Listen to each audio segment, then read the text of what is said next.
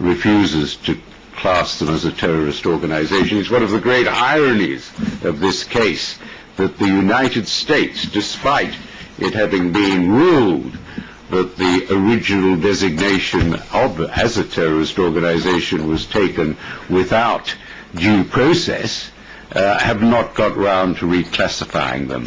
And it is this failure, this extraordinary ironic failure, that the government of Iran now uses to put pressure on the Iraqis, pressure to which they have succumbed willingly, to extirpate the residents of Camp Ashraf. Now, let me say, as an international lawyer, that this they cannot do under international law. International law prohibits what is called the refoulement, the return to a country where you will be persecuted of refugees. There is no doubt that debars, prevents the government of Iraq clearing this camp and deporting its residents to Iran.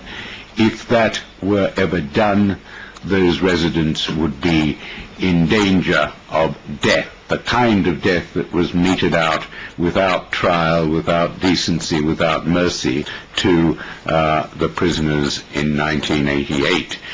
They would be vulnerable to torture and to persecution. So that is out. But the government of Iraq itself has a terrible track record in relation to Camp Ashraf, when the American forces, who had dealt fairly and properly and decently with the residents, who had decommissioned their weapons and given them, declared them protected persons in 2004. That's a very important fact in this case, that the American forces officially declared them protected persons in 2004. When the Americans started to withdraw, the Iraqi government began to unleash real violence upon the residents of Camp Ashraf, beginning in 2009, where they made a number of armed attacks on the camp. They killed 9 people and they injured many more. And they said that they would start an inquiry, but they've never done so. We've never heard of it. And then, of course, more recently, as you know, the quite brutal, unexplained, unjustified attack on Camp Ashraf that left 37 people, 8 of them women, dead.